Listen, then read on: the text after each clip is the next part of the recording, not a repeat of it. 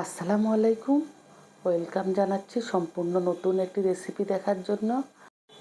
এই শাকটি অনেকে হয়তো আগের থেকেই চিনেন, এক একজনে এক একভাবে খেয়েছেন, কিন্তু আমি যেইভাবে আজকে রান্না করব সেইভাবে হয়তো অনেকেই খান নাই। আমি এটা রান্না করব ইলিশ মাছ দিয়ে। প্রথমে আমি ইলিশ মাছটাকে একটু ভেজে নিচ্ছি। ইলিশ মাছটা ভেজে এই শাকের সাথে রান্না করলে খেতে অনেক টেস্টি হয়। এখন চুলার মধ্যে বসিয়ে দিয়েছি কড়াই, তার মধ্যে দিয়েছি 2 টেবিল চামচ তেল আর কিছু পেঁয়াজ কুচি। এখানে দিয়ে দিয়েছি 3-4টা শুকনো মরিচ কেটে। এবার কিছুক্ষণ আমি তেলের মধ্যে ভেজে নিয়েছি। দিয়েছি 1 চামচ রসুন বাটা, 1 চামচ আদা বাটা। দিয়ে আমি ভালো করে মশলাগুলোকে একটু কষিয়ে নিব, যেন আদা রসুনের গন্ধটা চলে যায়। একটু ভাজা ভাজা করে নিব। যখন ভাজা হয়ে আসবে তখন দিয়ে দিয়েছি 2 চামচ মরিচ গুঁড়ো, আর দিয়ে দিয়েছি 1 চামচ হলুদ গুঁড়ো, আর স্বাদ মতো লবণ দিয়ে আবার একটু মিশিয়ে আমি ভাজা ভাজা করে নিচ্ছি। যখন মশলার থেকে তেলটা উঠে আসবে তখন দিয়ে দিব আগের থেকে পরিষ্কার করে রাখা টক পাতা। পাতাগুলো আমি আগেই ধুয়ে পরিষ্কার করে রেখেছি। এখন আমি পাতাটাকে ঢাকনা দিয়ে দিব। ঢাকনা দিয়ে আমি 2-3 মিনিট রাখবো। 2-3 মিনিট পরে এসে আমি ঢাকনা তুলে একটু নেড়ে চেড়ে দিব।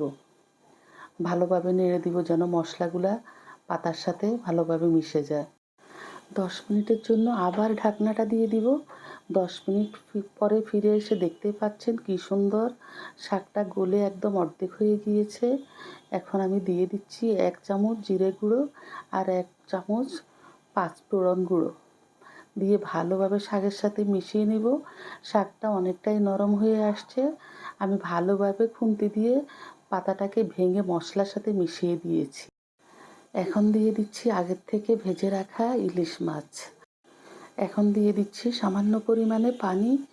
খুব বেশি একটা পানি দেওয়া যাবে না, তাহলে একদম বেশি নরম হয়ে যাবে। এখন আমি মাছের সাথে শাকটাকে ভালোভাবে মিশিয়ে নিচ্ছি।